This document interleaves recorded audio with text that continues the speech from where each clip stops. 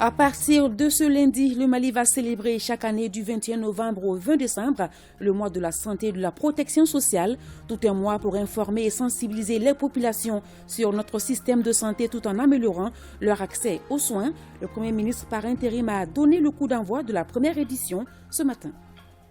La grande messe intitulée Fête du Christ Roi a mis fin à la 51e édition du pèlerinage national chrétien catholique de Kita. C'était hier, une journée remplie de messages de paix et de cohésion. Des prières ont été faites pour la nation et la communauté et des vœux prônés pour l'union entre toutes les religions du pays.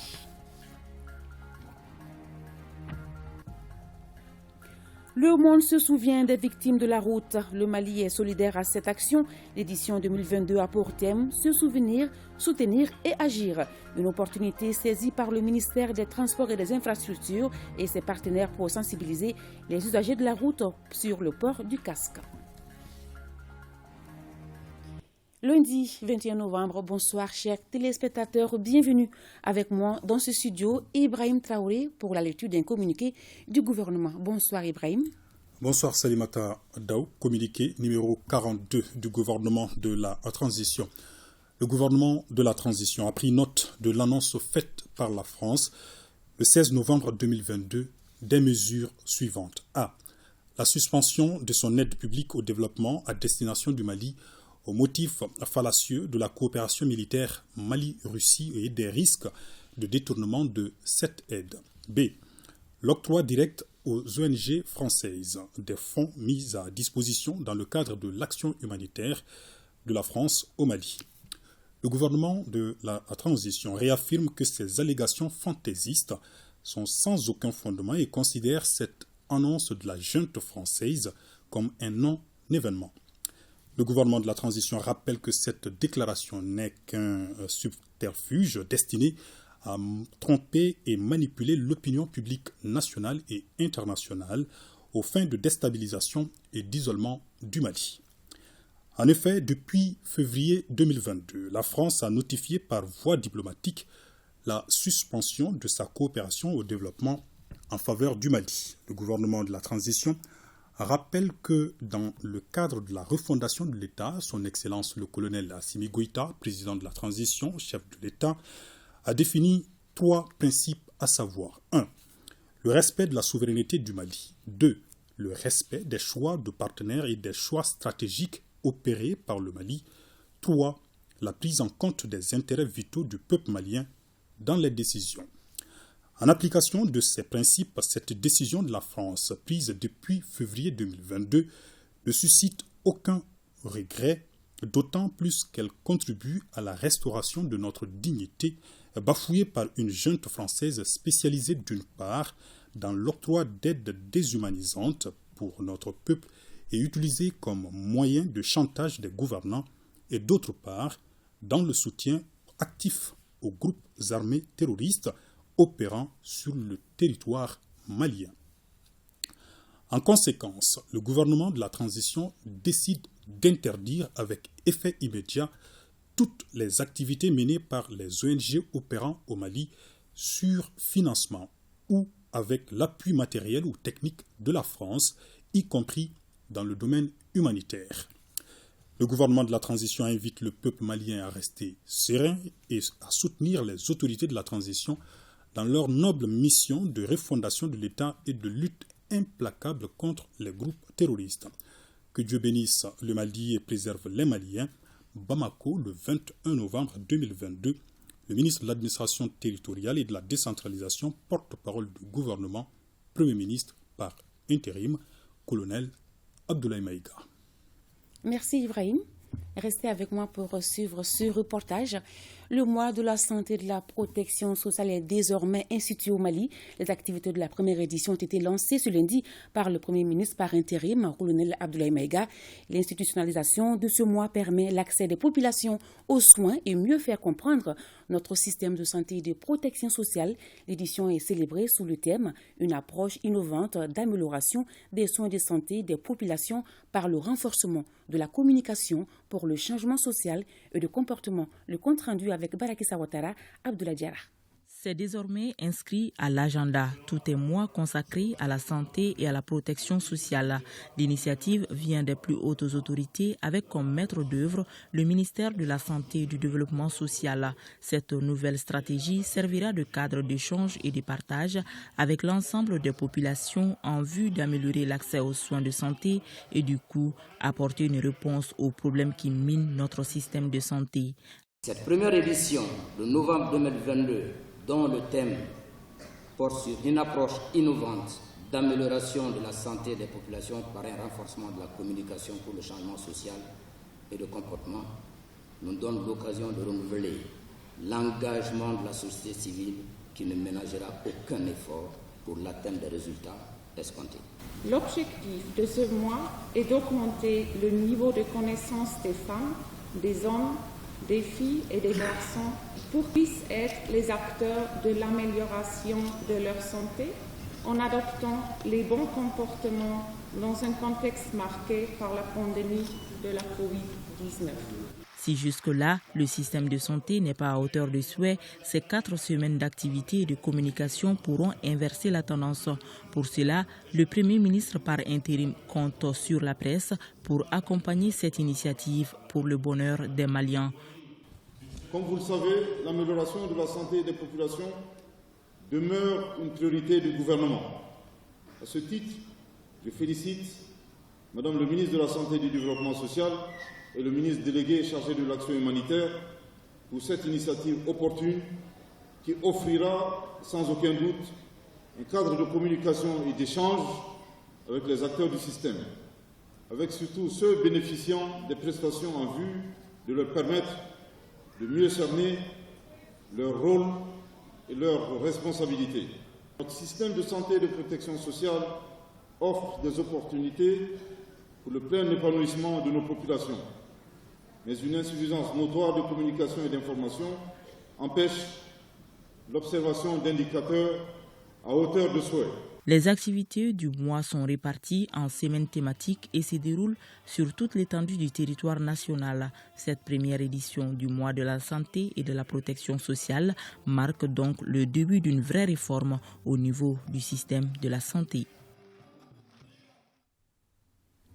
Les activités du 51e pèlerinage national chrétien catholique de Kita ont pris fin ce dimanche par la grande messe intitulée Fête du Christ Roi, au cours de l'Eucharistie, des prières pour la nation et la communauté, des messages de paix, de cohésion et de promotion de l'union entre toutes les religions du pays ont été prônés. À préparer à toutes les célébrations, le ministre en charge des affaires religieuses, Dr Mahamadou Koné, au sanctuaire de la capitale de l'Arachide, Fadema Keita, Adama Kamara.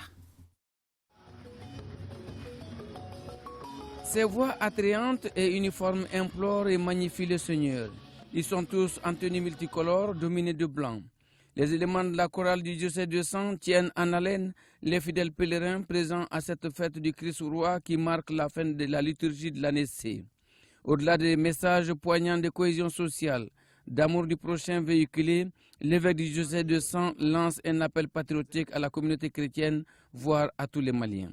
Cette fête de la royauté du Christ nous pousse tous et toutes à vivre l'amour en tout temps et en tout lieu, à nous sacrifier pour les autres, pour leur bien.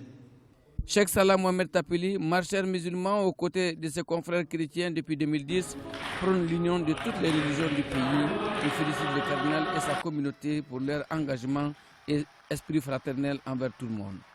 Il annonce sa retraite, rend le témoin au ministre. La plupart des pèlerins en rentrent satisfaits. Depuis 2010, je marche aux côtés des chrétiens. Je condamne les conflits interreligieux. Je prône la fraternité et l'entente entre toutes les religions. Nous adorons le même Dieu. Seuls les prophètes diffèrent. Je peux dire que ce pèlerinage s'est très bien passé. L'animation d'hier, ça a été court et puis c'était bien priant.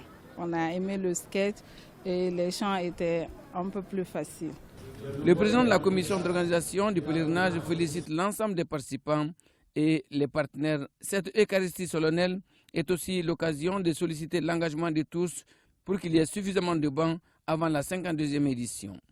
Par conviction, je dis souvent, un bon chef ne peut rien faire s'il est entouré de mauvais conseillers. Mais un mauvais chef, s'il est bien entouré, il peut tout. Alors, je dirais, c'est nous, les Maliens et les Maliennes, qui entourons notre président, que Dieu nous donne la force, l'intelligence et la sagesse nécessaires pour que nous soyons des citoyens, des citoyennes qui cherchent le bien de notre pays. Vous l'avez dit et vous nous avez invités à cela. Mon constat est d'abord cette solidarité et cette joie entre les différentes confessions religieuses et surtout l'embrassage avec la population de Kita qui, tu ne peux même pas mettre la différence entre qui est musulman et qui est catholique dans le cadre de ce pèlerinage. Et j'ai bien constaté que l'ensemble des catholiques du Mali ici présents soutiennent de façon fervente la transition de notre pays et surtout les œuvres de son Excellence, Monsieur le Président de la transition. C'est dans la ferveur et sous vigilance d'un imposant dispositif sécuritaire que prend fin ce 51e pèlerinage au pied de la Vierge Marie à Kita. Le ministre de la Sécurité et de la Protection civile vient d'effectuer une visite de travail à Moscou. Cette visite de 5 jours a été l'occasion de a été sanctionnée plutôt par la signature de plusieurs accords de coopération dans différents domaines, notamment la lutte contre les activités terroristes. Un autre acquis de cette visite, le ministre de l'Intérieur de la Fédération de Russie a octroyé une 50aine de bourses de formation dans plusieurs spécialités au département du ministre Daoud Ali Mohamedine. Commentaire Fousseni Tunkara. Échange de documents entre le ministre de l'Intérieur de la Fédération de Russie et le ministre de la Sécurité et de la Protection civile de la République du Mali. Le général Vladimir Kolokotsev et le général de brigade Daoud Ali Mohamedine viennent de signer un accord de coopération dans plusieurs domaines. À travers l'acte, le Mali et la Russie vont renforcer leurs liens de coopération dans le domaine de la lutte contre le terrorisme, la criminalité organisée, le trafic d'armes, de munitions, d'engins explosifs et de stupéfiants. Cet accord hautement apprécié par les deux pays permettra aussi à Bamako et Moscou de mener des actions contre les crimes économiques, y compris le blanchiment d'argent, ainsi que la formation et le perfectionnement du personnel. Concernant ces volets, séance tenante, le ministre de l'Intérieur de la Fédération de Russie a octroyé une 50aine de bourses de formation dans plusieurs spécialités au département de Daoud Ali Mohamedine. Cette visite de 5 jours à Moscou a permis au chef du département de la sécurité et de la protection civile de visiter certaines structures relevantes du ministère de l'Intérieur de la Fédération de Russie, telles que le régiment des forces spéciales de la police, une unité de la police touristique, une unité équestre et le musée du ministère de l'Intérieur. Le ministre de la Réconciliation nationale est à Kidal pour accélérer le retour des services sociaux de base, une action qui vise la consolidation de la paix et du vivre ensemble en 8e région. Le ministre a, au nom de son collègue de la communication, procédé à la réouverture de la station régionale ORTM Kidal. Elle a été réhabilitée et équipée par l'État. Reportage Sidi El Medi Al-Baka Atayoub Ag Mohamed. C'est à bord du Mi-171 de l'armée de l'air que le ministre de la Réconciliation nationale, colonel-major Ismail Ouagé, est arrivé à Kidal à la tête d'une forte délégation pour non seulement consolider la paix, le vivre ensemble, mais surtout accélérer le retour des services sociaux de base. Le ministre de la Réconciliation a coupé les rubans pour signer le retour de la 97.5 FM après 10 ans d'arrêt. La station régionale de Kidal, qui a été réhabilitée et équipée par les plus hautes autorités de notre pays à travers le département en charge de la communication pour permettre aux populations de Kidal de profiter d'une large couverture, a coûté plus de 140 millions à l'État. Je remercie d'abord le président de la transition, le colonel Assimi Goïta, qui s'est vraiment investi pour que ce jour soit une réalité. Et je remercie aussi le gouverneur de Kidal, qui n'a ménagé aucun effort pour que l'ORTM puisse rouvrir. Et je remercie aussi son Excellence, M. Al-Kabas, mon frère Al-Kabas, qui aussi a fait en sorte que toute la communauté de Kidal puisse se retrouver dans l'ouverture de cette ORTM. C'est l'occasion pour moi de dire qu'en tant que ministre de la Réconciliation, chargé de la mise en œuvre de l'accord, je pense que c'est un outil exceptionnel pour que les fils les filles et les fils de ce pays puissent se retrouver au sein d'un même idéal et de faire en sorte que la réconciliation et la paix soient une réalité. Je lance sincèrement un message à nos frères, à nos parents, à nos amis de Kidal pour qu'on se donne la main ensemble, pour qu'il y ait un développement harmonieux, chacun dans son esprit, chacun dans ses dispositions et chacun dans sa particularité, pour que chacun se reconnaisse vraiment dans ce développement et réellement pour que la sécurité aussi puisse être une réalité. À Kidal, l'ORTM est perçu comme un facteur inouï pour promouvoir la cohésion sociale, renforcer le vivre ensemble, asseoir la coexistence pacifique et impulser le développement de la 8e région. Le Mali a célébré ce 20 novembre la journée de l'industrialisation de l'Afrique. Le thème de l'édition 2022 est « Industrialiser l'Afrique », un engagement renouvelé pour une industrialisation et une diversification économique inclusive et durable. Le ministre de l'Industrie et du Commerce, dans son adresse, a fait cas des efforts des autorités visant à créer les conditions idoines pour une industrialisation forte. C'est ce que nous dit Awa Ditma Kamara. Le développement industriel dans les pays africains est une condition indispensable d'une croissance soutenue. Il est donc nécessaire d'accorder une attention particulière à certains secteurs clés comme l'agriculture, l'éducation, la santé, afin que le pays atteigne son plein développement.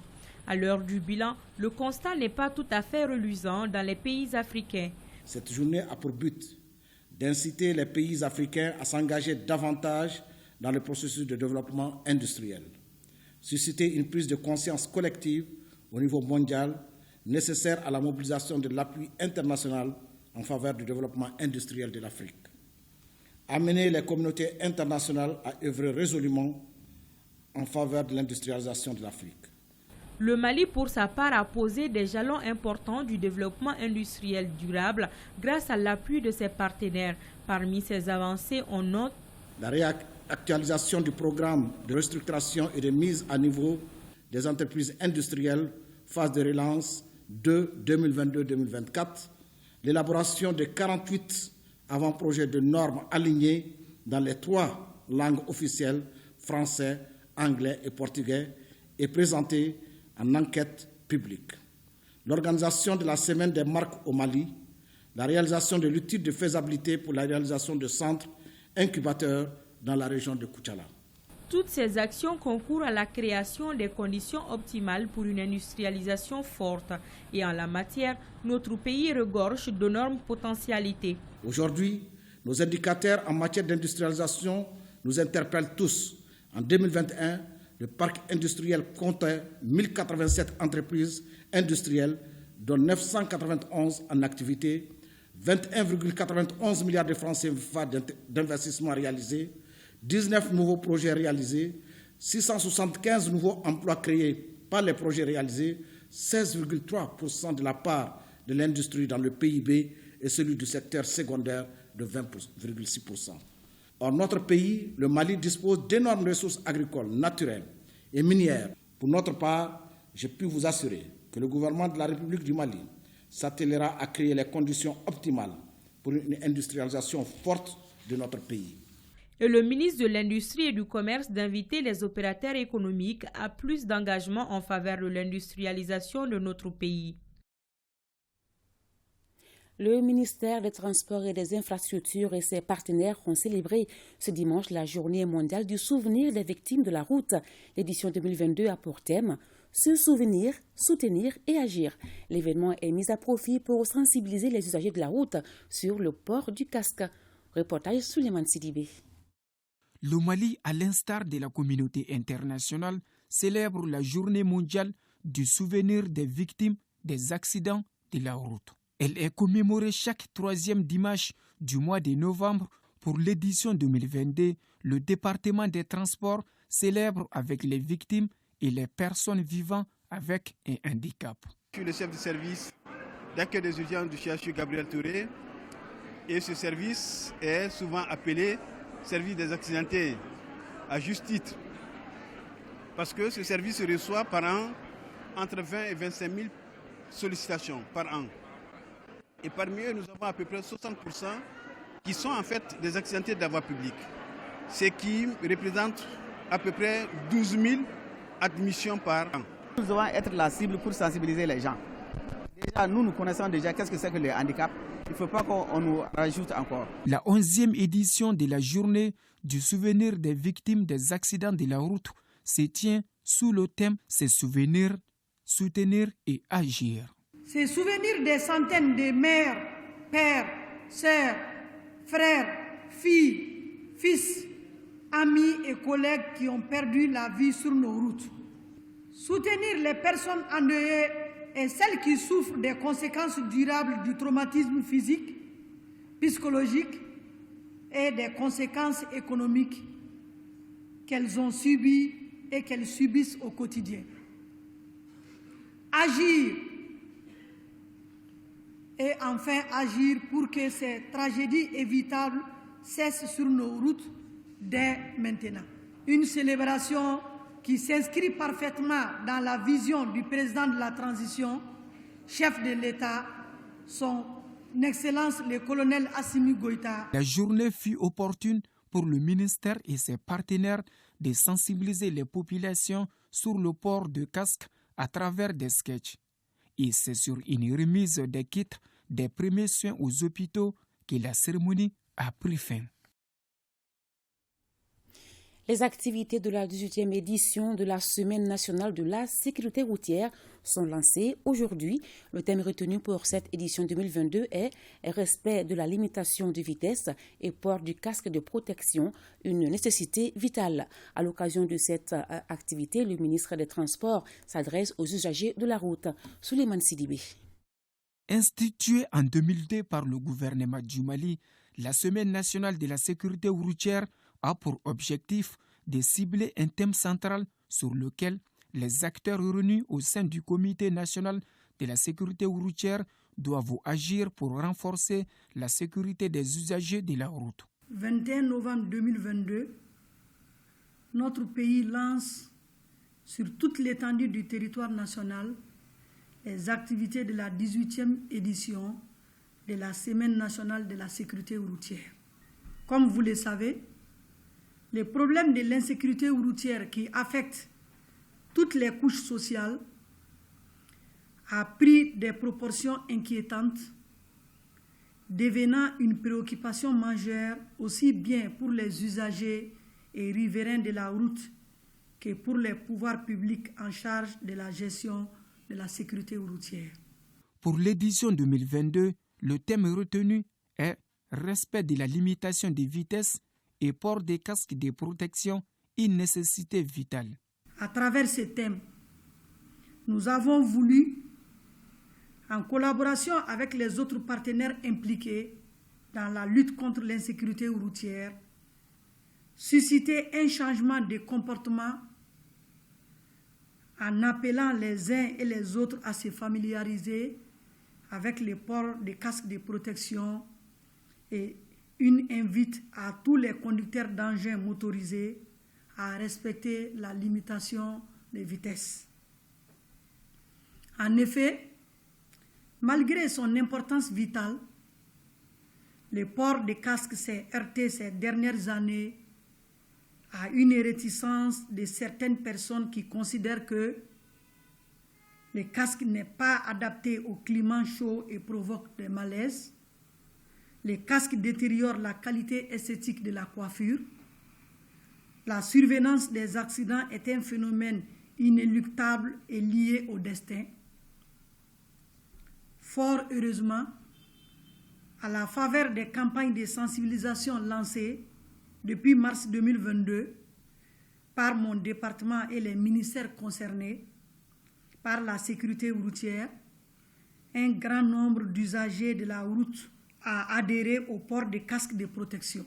Dambele Madina Sissoko invite les leaders religieux, les chefs de quartier et villages à s'impliquer davantage pour sensibiliser les populations au port des casques et au respect du code de la route. Le Mali, à l'instar des autres pays de l'Afrique, a célébré ce vendredi 18 novembre la 32e journée africaine de la statistique.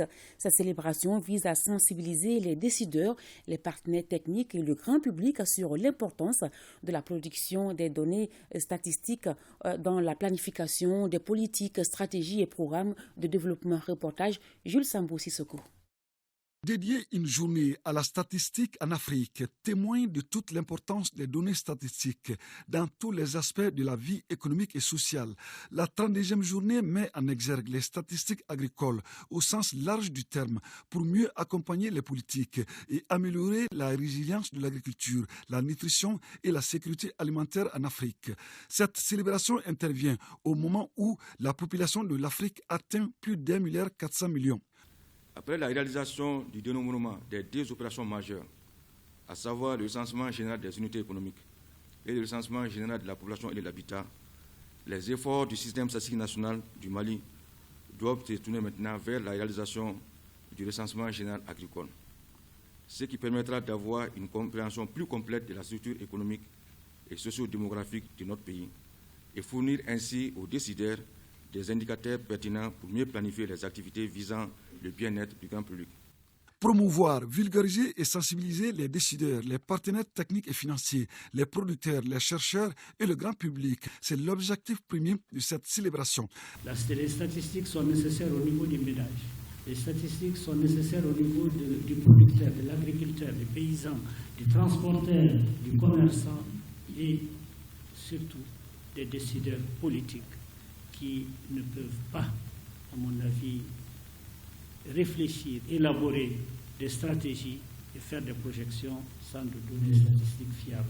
Ce thème cadre parfaitement avec les défis auxquels font face nos pays. Aucun pays ne peut parvenir à l'émergence durable et équitable sans investir dans le capital humain. Or, la nutrition est un élément essentiel. Ainsi, les objectifs de développement durable ne pourront être atteints d'ici à 2030 sans action efficiente et durable pour assurer un état nutritionnel satisfaisant des populations. La projection des films documentaires et des communications en lien avec le thème ont agrémenté la célébration de la Journée africaine de la statistique au Mali.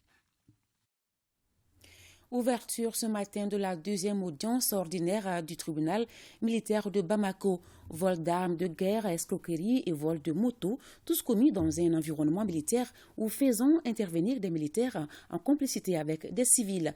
Pour plus de précisions sur les 4 affaires inscrites au rôle de cette audience, suivant les explications du procureur du tribunal militaire de Bamako, il est au micro de Aloussine Touré. Cette audience du 21 novembre 2022 a à son rôle 4 affaires. Il y a 2 affaires de vol d'armes et de munitions de guerre perpétrées au détriment de la direction du matériel, des hydrocarbures et du transport des armées, perpétrées par les militaires eux-mêmes. Ces militaires qui sont mis en cause, ils sont au nombre de 4. Ils sont tous sous-officiers. Ils ont comme complices 3 civils.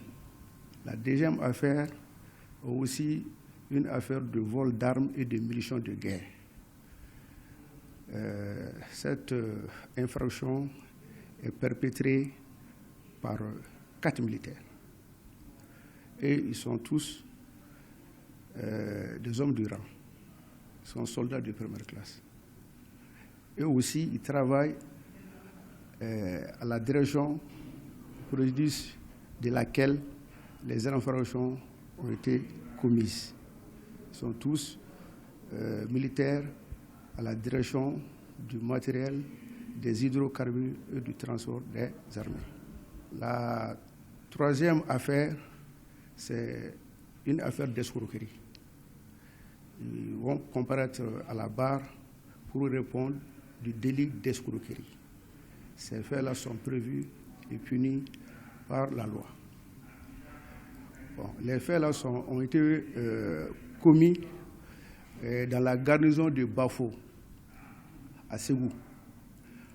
La quatrième affaire, ça c'est un cas de vol de Jakarta par un militaire qui est garde au détriment d'un autre militaire. Bon, voilà les 4 affaires pour lesquelles l'audience se tient et pour laquelle on vous a convié. Lancement d'une série de formations à l'Institut national de formation judiciaire Maître Demba Diallo. Cette session qui s'adresse aux avocats et autres acteurs de la justice s'articule autour de l'éthique et de la déontologie des avocats, du droit et du contentieux électoral. Reportage Adama Djimde. Le département en charge de la justice est dans une constante dynamique de formation et de mise à niveau des différents acteurs de la justice. C'est dans ce cadre que la présente cérémonie marque le lancement d'une série de formations. Ces sessions portent sur l'éthique et la déontologie des avocats et sur le contentieux électoral. Il convient de souligner que l'importance des questions déontologiques a conduit mon département à inscrire en bonne place des priorités le changement de comportement des acteurs de la justice par l'observance stricte des règles d'éthique et de déontologie qui encadrent les différentes corporations. Ces sessions de formation sont le fruit d'une convention de partenariat conclue courant septembre 2021 entre UNITA et l'Institut national de formation judiciaire du Mali, avec pour objectif le renforcement des capacités de la justice malienne et la promotion de l'état de droit dans notre pays. Au total, 500 magistrats et officiers de police judiciaire ont été formés suivant les termes de cette convention en procédure pénale, en rédaction de jugement, soutenue par le partenaire allemand. Je voudrais féliciter la transition malienne, le gouvernement de la transition, le ministre de la Justice pour leur engagement pour ces travaux à faire. Je pense que c'est extrêmement important pour renouveler, rehausser, réorienter le Mali, de se concentrer aussi sur les secteurs de la justice. C'est une grande tâche qui est bien compris aussi par des partenaires internationaux, notamment aussi en Allemagne. Et c'est pour cela qu'on a voulu s'engager dans une collaboration complexe, notamment avec UNITA. Ce code de déontologie est tout simplement pour moi un bréviaire dont il ne faut jamais se départir. Parce qu'une fois de plus encore, faisons en sorte que dans notre pratique quotidienne, que dans l'exercice de tous les jours, qu'on puisse avoir la déontologie chevillée au corps. L'Institut national de formation judiciaire est une structure d'excellence avec des ambitions continentales. Sur le plan international, l'Institut national de formation judiciaire se positionne dans sa quête d'école régionale de formation judiciaire et s'est fait déjà une renommée. En témoigne la récente invitation adressée à notre institut pour participer avec 12 autres écoles de formation judiciaire à la mise en place du réseau africain de formation judiciaire en janvier 2023 au Cap, en Afrique du Sud. La session qui débute ainsi concerne 300 avocats et magistrats et autres, tous impliqués dans le déroulement des élections et le traitement du contentieux électoral. Journée de salubrité au centre de santé de référence de la commune 4 de Bamako. L'activité est initiée par l'association des techniciens de surface du secteur de la santé. La cérémonie de lancement était présidée par la ministre de la Santé et du Développement social et c'était en présence de Aliou Idrissa Maïga. En organisant cette journée de salubrité, l'association des techniciens de surface du secteur de la santé veut contribuer à assainir le cadre de vie des patients et de leurs accompagnateurs au niveau de l'hôpital du district de la commune 4. Notre objectif est d'aider Madame le ministre de la Santé qui a demandé de tout faire pour que dans ces pays, l'évacuation qui est très surpeuplée et puis ça fait beaucoup de dépenses, qu'on réduit ces dépenses. L'insuffisance d'hygiène et d'assainissement constitue un problème fondamental au milieu hospitalier. Avant l'étape de l'hôpital de la commune 4, des activités similaires ont été menées par les techniciens de surface à plusieurs niveaux. Je salue la solidarité qui s'est formée autour de cette activité initiée par l'association des techniciens de surface. Nous avons été accompagnés par mes collègues ministres. Les maires ont participé, les chefs de village ont participé, les directeurs des caisses de sécurité sociale, vraiment tout le monde a participé. Et cet élan de solidarité donne un espoir. Ce qu'il faut retenir, c'est le symbole et la volonté d'aller vers le changement positif. Il ne s'agit pas seulement de nettoyer les structures de santé, mais il faut que l'environnement en général soit sain. Donc j'invite toute la population à faire de ce comportement une habitude. Après la cérémonie de lancement, la ministre de la Santé et du Développement social a donné le premier coup de balai avant de recevoir des kits d'assainissement offerts par ANAM en guise d'appui aux activités de salubrité. 70 millions de francs CFA, c'est la valeur d'un lot de tablettes remis au ministère de la Santé et du Développement social. Des tablettes qui serviront à la collecte et à la transmission des données de la vaccination sur le Covid-19. Des équipements destinés aux régions de Tombouctou, Menaka, Taoudeni, Mopti et Kidal. Bokari Koulibaly. À travers ces gestes, l'ambassadeur de l'Union européenne remet au ministre délégué auprès du ministre de la Santé 145 tablettes. 5 régions du Mali en sont les bénéficiaires. C'est un lot de matériel informatique qui doit servir à collecter et à analyser les données de la vaccination contre le Covid-19. L'initiative du projet RC3 Mali est financée par l'Union européenne à plus de 70 millions de francs CFA. L'équipement des formations sanitaires des 5 régions consistera en 145 tablettes, mais aussi en des connexions Internet par voie satellitaire et la formation de 180 agents maliens qui seront responsables de la saisie des données. L'acquisition des équipements et matériels pour la saisie des données permettra, entre autres, de rendre disponibles les données de la vaccination contre la COVID-19, de renforcer les compétences techniques des agents de santé. J'en appelle aux bénéficiaires de faire bon usage de ce matériel afin d'améliorer la promptitude et la complétude des données de vaccination contre la COVID-19. La rencontre a également servi de cadre pour inviter les uns et les autres à se faire vacciner. Un seul objectif, mettre fin au Covid-19. Point Covid. Ce 21 novembre 2022, les services de santé ont enregistré 0 cas positifs sur 196 tests réalisés. Un patient guéri, 0 décès. Actuellement, 6 personnes sont sous traitement. Pour vous protéger et protéger les autres, suivez les mesures de prévention et faites-vous vacciner. L'Association des jeunes premiers du Mali vient de récompenser 3 personnalités de la région de Sikasso, dont le directeur de la station régionale ORTM, des personnalités qui se sont distinguées par leurs efforts, compte rendu Moustapha Doumbia. Elles sont 3 personnalités de la région de Sikasso à être primées par l'AJPM, Association des jeunes premiers du Mali. Il s'agit de Sekou Konaté, directeur de la station régionale ORTM de Sikasso, de Yaya Bamba, président du conseil régional, et de Abdrahman Sidibé, premier adjoint au maire de la commune urbaine de Sikasso. Cette distinction, je la dédie à l'ensemble du bureau communal et l'ensemble du conseil communal, aussi bien que la population de Sikasso. Comme on le dit, un seul individu ne peut rien. Il faut avoir des soutiens pour réussir ta mission. Donc, pour cette distinction, je crois que le conseil communal en est beaucoup là-dedans. Et même le maire. C'est un travail de toute la région. C'est un travail de tous les 24 conseillers du conseil régional de Sikasso. C'est un travail de tous les agents du conseil régional de Sikasso. C'est leur savoir-faire qui fait qu'aujourd'hui, on a été distingués parmi d'autres pour venir vraiment nous récompenser.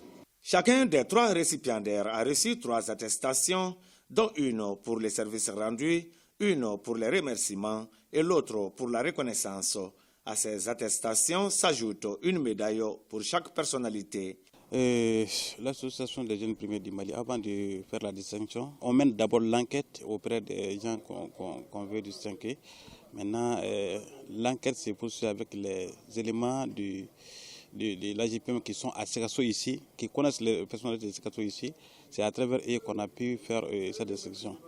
À noter que le président du conseil régional reçoit pour la 2e fois des distinctions de l'Association des jeunes premiers du Mali. Félicitations aux récipiendaires. En 4e région, l'Action pour la promotion des jeunes et enfants communicateurs et son partenaire, l'ONG Save the Children, ne sont pas restés en marge de la célébration de la Journée mondiale de l'enfant. Le thème de cette 33e édition est « Pour chaque enfant, participation, égalité des droits et inclusion ». Reportage Amidou Diallo. Pour chaque enfant, participation, égalité des droits et inclusion, c'est le thème de la Journée mondiale de l'enfant célébrée à Ségou par l'APGEC, Action pour la promotion des jeunes et enfants communicateurs, en partenariat avec l'ONG Save the Children. Cette 33e édition vise à susciter l'implication de tous pour la promotion des enfants. On a décidé en tout cas de célébrer cette journée-là pour en tout cas analyser les défis et analyser aussi ce qui a déjà été fait en faveur des droits des enfants au Mali. Save the Children a décidé d'accompagner APGEC pour la célébration du 20 novembre, car cela rentre dans le cadre des activités programmatiques du programme SIDA-CSO, qui veut dire renforcement de la société civile pour les droits des enfants. À travers un panel, des acteurs en charge de la protection de l'enfant ont largement expliqué des sujets relatifs aux droits des enfants. Le 20 novembre étant la journée d'intervention des droits de l'enfant, doit être l'occasion pour chacun de nous, acteurs de la protection, de faire le bilan de nos différentes actions menées au cours de l'année en faveur des enfants. L'APGEC, Action pour la promotion des jeunes et enfants communicateurs et ses partenaires entendent mener d'autres activités, dont des émissions radiophoniques et une caravane sur le respect des droits de l'enfant. Dans le cadre de la célébration des 30 ans de sa création, Radio Clédou a organisé un dîner gala pour saluer les efforts consentis par les auditeurs, ses partenaires et les sponsors de la radio. La sortie a été marquée par des témoignages, de l'humour, la coupure du gâteau d'anniversaire et la remise d'attestations de reconnaissance, nous dit Aliou Abdoulaye Touré. 30 ans de radio au service des auditeurs. Radio Clédou l'a fête de la plus belle manière. Et c'est sur la note de Kora de Djelima de Kouyaté que le ton de la soirée a été donné. Les membres de la radio, les journalistes, les animateurs, en passant par les techniciens sans oublier les professionnels des médias, ont magnifié de leur présence à ce dîner pour célébrer le 30e anniversaire de la création de Radio Clédou. Cette radio a donné beaucoup d'exemples, a formé beaucoup de cadres. Et aujourd'hui, cette radio continue à s'enraciner. Cette soirée était un cadre propice pour les responsables de la radio de saluer les efforts consentis par les auditeurs, les partenaires et les sponsors qui continuent de maintenir le flambeau. Pendant 30 ans de labeur, 30 ans de travail, 30 ans d'efforts, 30 ans d'amour, 30 ans de courage, 30 ans d'abnégation à l'effort de l'information du Mali et des Maliens. Convaincus du rôle de l'information et de sensibilisation, que les autorités de la transition apprécient le travail de Radio Clédou. Le Premier ministre par intérim et son cabinet nous ont chargés de dire à Radio Clédou de persévérer dans ce professionnalisme qui a été évoqué tout à l'heure par mon aîné Tchona Mathieu Koné, de persévérer dans le respect de la déontologie et de l'éthique professionnelle. Des attestations de reconnaissance ont été remises aux partenaires de Radio Clédou. Pour joindre l'utile à l'agréable, la coupure du gâteau d'anniversaire a été un moment de joie. Sport, football, Coupe du Monde Qatar 2022. La deuxième rencontre du groupe A a vu